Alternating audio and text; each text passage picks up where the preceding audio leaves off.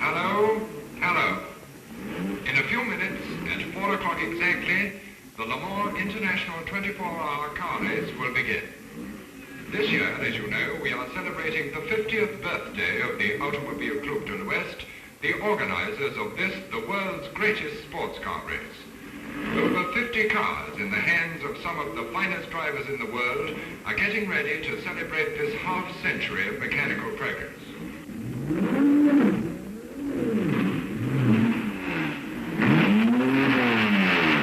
Competitors are requested to get to their marks at once, please. Pit scrutineers have exactly 10 minutes for their final checks.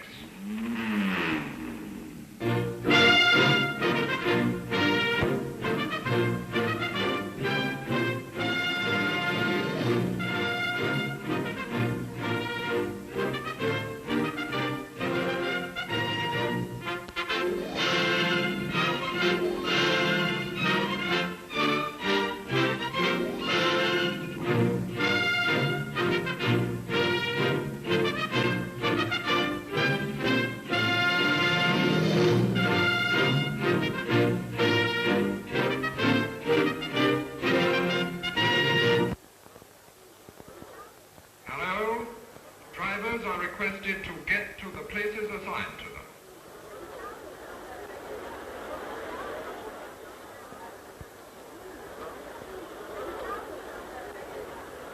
Stand by.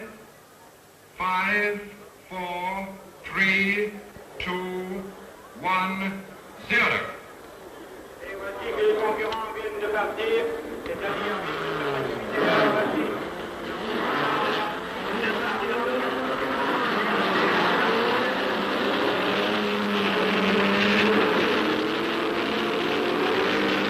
They're off. It's a spectacular mass start and a deafening roar along this endless road. Let's seize the chance to point out the famous hazards along this 9-mile circuit, which drivers who finish will have lapped 300 times. Here's the famous Tête Rouge, Red Bank corner. Then comes the long straight, Les Unadières, where the drivers go all out at times touching nearly 200 miles an hour. At such speeds, these braking signs are critical. For at the end of this Unadieux straight, the road twists in a sharp right angle. The famous Mulsanne corner luckily provided with a slip road for drivers in difficulty.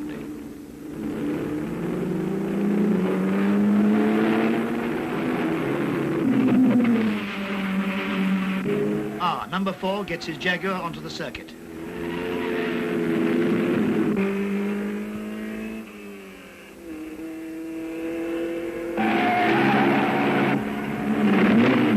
A few hundred yards after the Mulsanne corner, we have the Arnage S-bends, which bring us into the second straight running past the stands.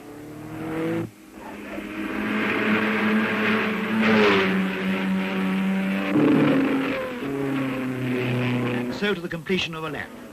This 24-hour race is beginning with extremely high-speed racing, a real slugging match between the high-powered cars.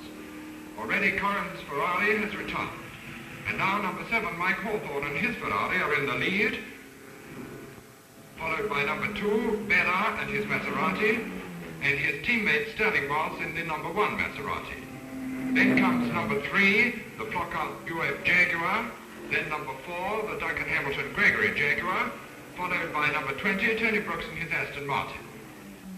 The timekeepers announce officially that the lap record, which has just been broken by Hawthorne, number 7 Ferrari, at an average of nearly 124 miles an hour, has been broken again by the French driver Berra in Maserati number 2 at a speed of over 125 miles an hour. Hawthorne has just completed the first ever under 4-minute lap at Le Mans. Yes, it's certainly a record-smashing race we're seeing today. At the moment, number 4 Jaguar holds the flying kilometre record at 178.8 miles an hour.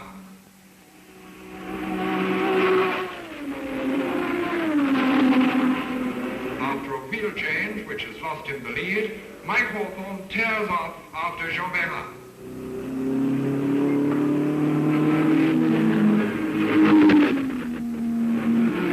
Berra is now lapping the it with extraordinary regularity in front of Maserati number 1 and Ferrari number 9.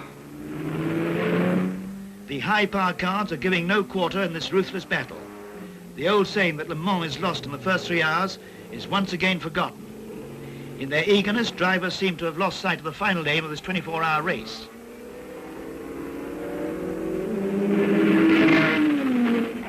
Of course, the public follows all the ups and downs, every dramatic moment, in breathless excitement. And soon we begin to wonder how long the drivers and the machines will stand up to such a pace.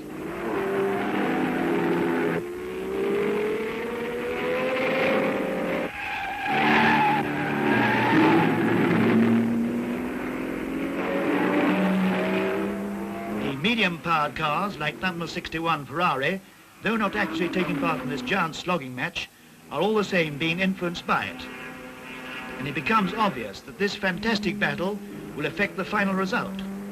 With Berra and Seymour out, it's now the turn of their teammates, Moss and Shell in Maserati number 1, out of the race with a broken back axle after a grueling 3 hours.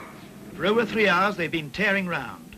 There's still 21 hours to go, and already some of the most powerful cars have retired. Let's go back to yesterday, when great care was being taken by the mechanics in preparing the cars for the fray.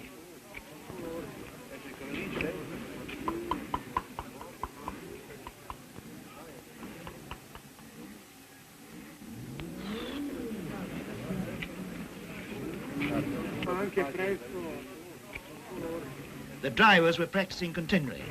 There's Fangio. Let's go back 50 years to the time when the Automobile Club de l'Ouest was born.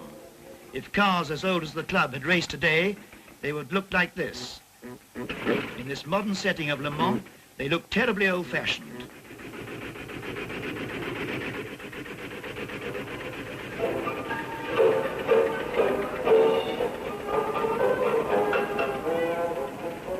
How will the racing car of today compare with the car of tomorrow?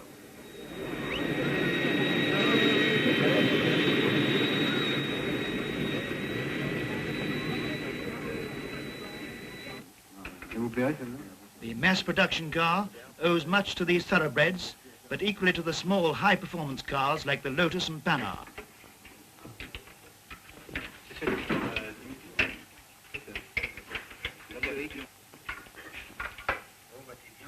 And also to the efforts of the enthusiast.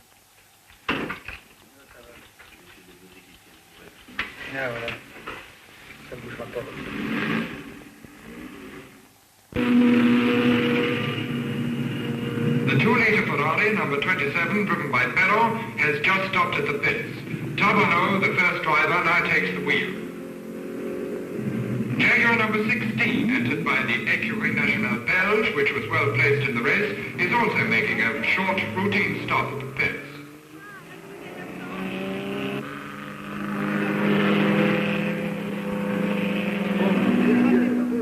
Hour after hour, the race goes on. After the red-hot pace of the first few hours, the positions are becoming stabilized, and interest in the race flags a little. Anyway, no public can remain in a continual trance of excitement, and so the crowd relaxes. Another aspect of this Le Mans 24-hour race, and not the least picturesque either. Spectators, old and young, seek a means of escape from the magic circle in which the cars imprison them. But wherever you go, whatever you do, the roar of the engines keeps your head swimming and is inescapable to the last second of the race. You stroll around, sleep, eat, enjoy yourself and daydream as you watch the cars. It's a zoo, a village fair, a surrealist ballet, all rolled into one. That is the atmosphere of the 24-hour of Le Mans.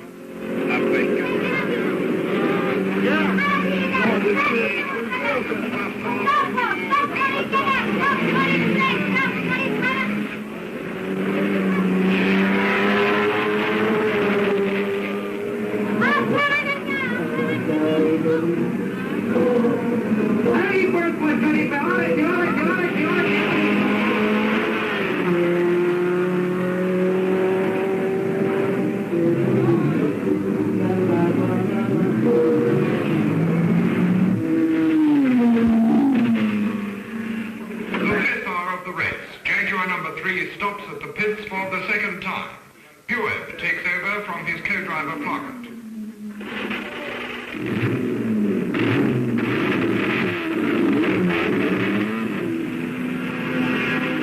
And now the drivers have to face a new obstacle, darkness. Tavano will have to be shaken out of his sleep. His co-driver Perron comes in with Ferrari number 27. No driver is allowed to remain at the wheel continuously for more than 36 laps.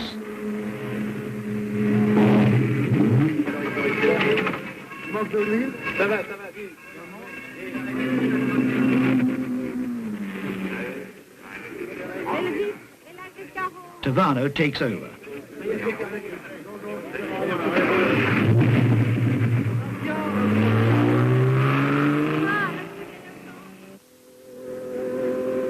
At the 7th hour, the positions are: first, Jaguar number 3, driven by Plockett and Bueb.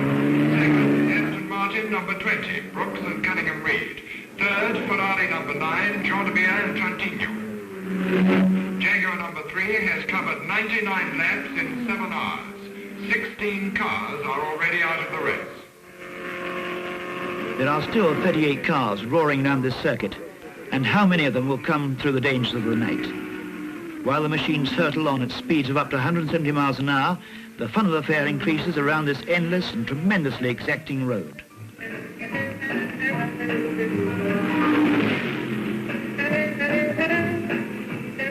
Les 4 billets de 100 francs vous sont offerts. Activement, mesdames, messieurs, demandez, faites-vous servir.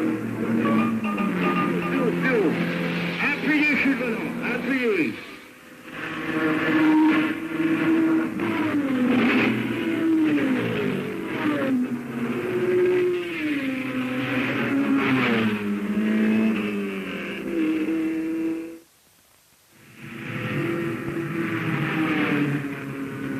The grey light of dawn follows the sleepless night, and with it appears the morning mist, another danger which obliges competitors to take risks in order to keep up their average.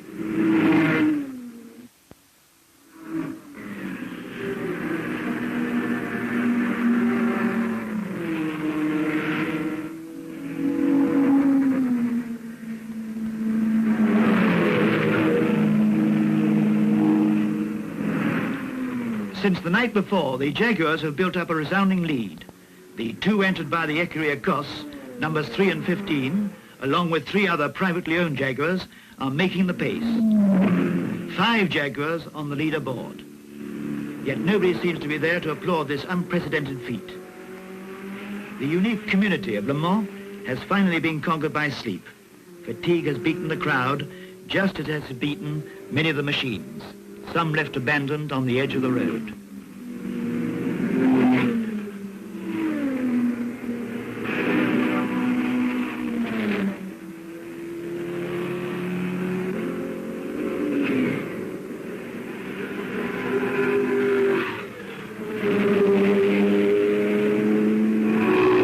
But there are still 25 cars in the race, more than enough to attract the second day's crowd, the Sunday crowd.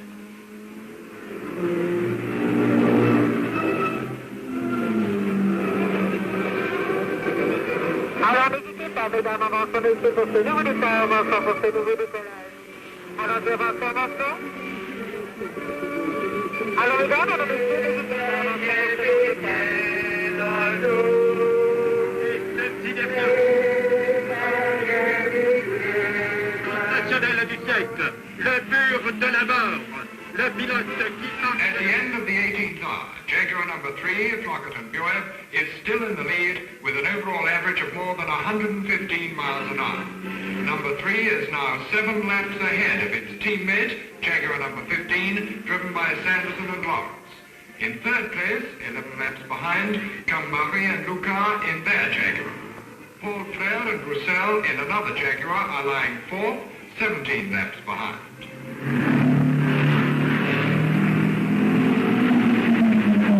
So when the inhabitants of our mushroom town begin to feel the pangs of hunger and settle down for the biggest picnic of the year, on the track the result is a foregone conclusion. Unless a dramatic turn in events, always a possibility, comes to disturb the picnickers.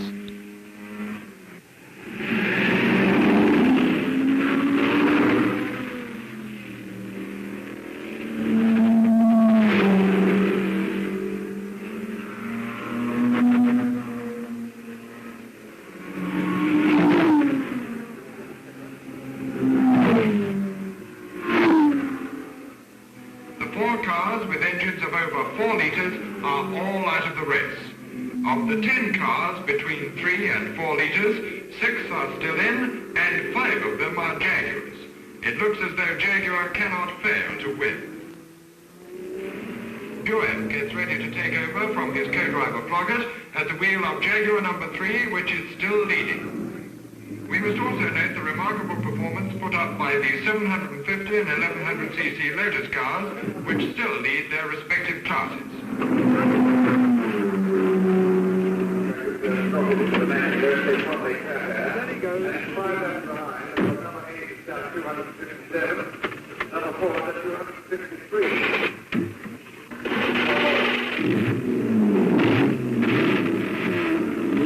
Jaguar number 3 is now more than 8 laps ahead of the car immediately behind and is sure of victory. And on the Hunaudière straight, Jaguar number 3 continues on its triumphant way, victorious against time, fatigue, darkness and mist. Not to mention the strain of the closing stages.